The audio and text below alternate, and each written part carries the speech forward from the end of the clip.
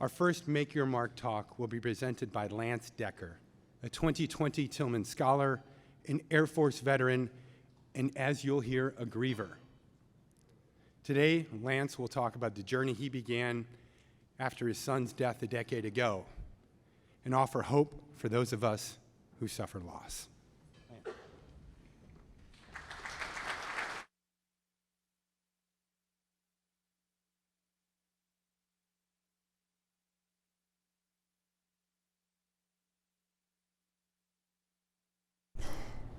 It was July the 7th, 2012,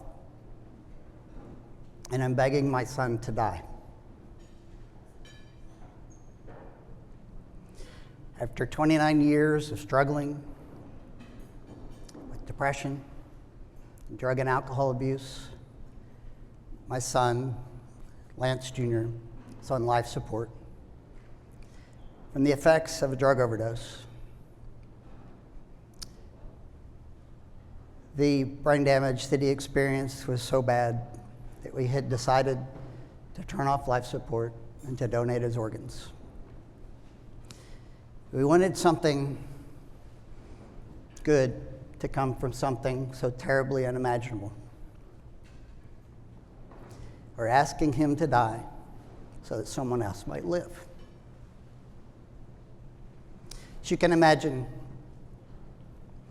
my life changed completely that day. For 3 years, I stumbled through life, groping for help and not finding anything useful.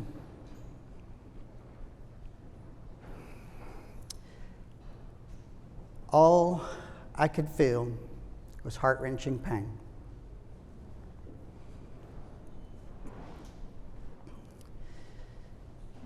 Grief is one of the most prevalent emotional circumstances we find ourselves in. Yet, we try to suppress it, to ignore it, to deny it, or address it in any meaningful way. We also find it enormously uncomfortable to talk about. As I sought answers through books and support groups and the internet, I felt confused and lost. I didn't know if I had done grief right. I didn't know if there was a way back to me being me again. So, society isn't tolerant of sadness and grief. We're going to try something here. See if you can finish the song. Gray skies are gonna clear up. Our society asks us to hide our grief, to stuff it, to just get over it. And to comply with society, we look like we have it all together, while inside we're secretly dying. The world is full of misconceptions about grief by well-meaning but absolutely wrong people. Grievers are told to stay busy, to replace the loss, to believe that time will heal their wounds. With all this grief energy that we experience, not being able to get it out, grievers turn to self-destroying behaviors, drugs and alcohol, fantasy, pornography, self-mutilation, anger. I was an angry griever. I was angry because anger could temporarily eclipse the pain that I was feeling for my loss. A renowned scientist by the name of Dr. Elizabeth Kubler-Ross observed patients that were given terminal diagnoses, and she watched their emotional states as they progressed to the point of understanding that they would die from their illnesses. Unfortunately, Dr. Ross's work has been misapplied to grief. It causes a lot of confusion for grievers. Grief is like a fingerprint. Every grief experience is different. There are no well-worn paths for grievers to follow. My grief is totally different than my wife's grief for the same child. Her relationship was unique. My relationship was unique. So our grief was unique. You may have lost a child, but I can't know your grief because I can only know the path that I walked in resolving my pain with my son's loss. A common definition of grief from the Grief Recovery Institute is grief is the conflicting feelings caused by the end of or change in a familiar pattern of behavior. It sounds so academic, but if you think about it, we do experience conflicting feelings when we have loss, and losses do change our patterns of behavior. Grief is not only caused by death, it's caused by divorce, by job loss, by car accidents, by graduation, by any change in your normal patterns of behavior.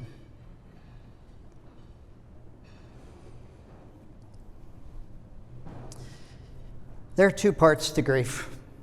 The first is sadness. Sadness is the overwhelming, deep feelings of loss. The profound sadness we feel when we miss the relationship. Sadness.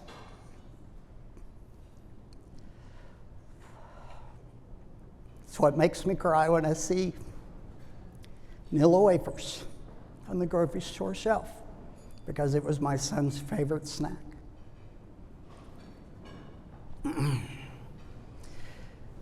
The second part of grief is pain.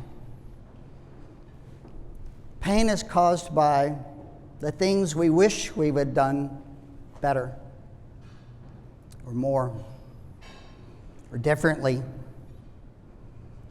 The things said or not said. And the lost hopes and dreams and expectations for the future. These are the things that keep us up at night. These are the if-onlys. The things we can't change, but we choose to beat ourselves up with. Pain is what we address in grief recovery. The idea here is to help people deal with their pain so that they can concentrate on the good portions of those relationships, so they can engage in life again, so they can open their hearts to others fully and without reservation. We do live our lives in layers of grief. We call this, jokingly, relationship baggage. But this layers of grief steal life from us. It plagues us, haunts us, and it keeps us from fully engaging in life. So let's imagine I'm riding my bicycle and I've fallen off a cliff and I've broken my leg. Do people yell off the cliff, "Hey Lance, just give it some time and you'll be okay"? Or, "Hey Lance, at least you have one good leg"? No, it's ridiculous. Of course not. We know that there are ways to take care of a broken leg. Grief is no different. Grief recovery doesn't happen by accident. It takes action. It takes leaning into the headwind of your grief, discovering those things that are causing you pain, and resolving them, completing them. It's the dumping of that beat me up folder in your brain. For me, I struggled with not recognizing the state of my son's mind the night before he overdosed on his prescription medication. Told myself if I had only taken him home that evening, he'd still be alive.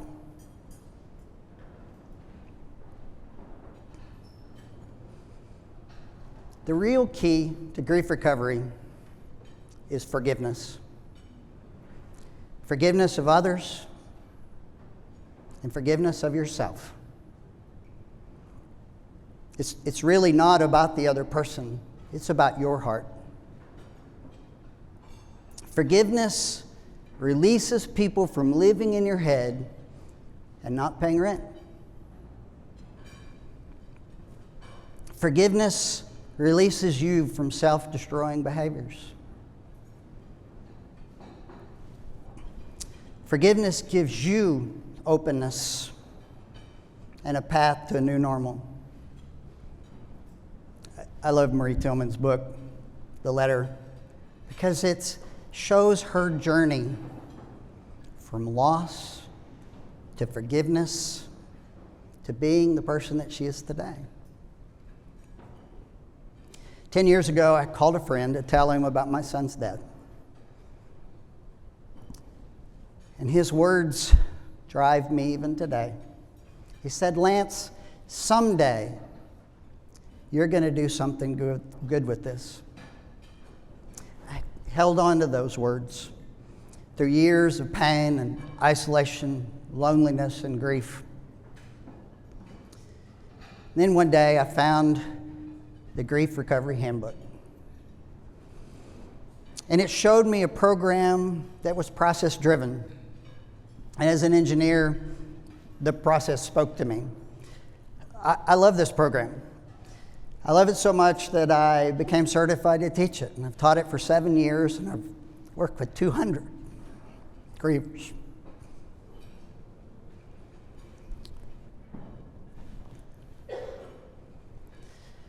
This program allowed me to forgive myself for not taking him home that night, for not recognizing the things that were in front of me. And it allowed me to forgive my son for overdosing and dying in my arms.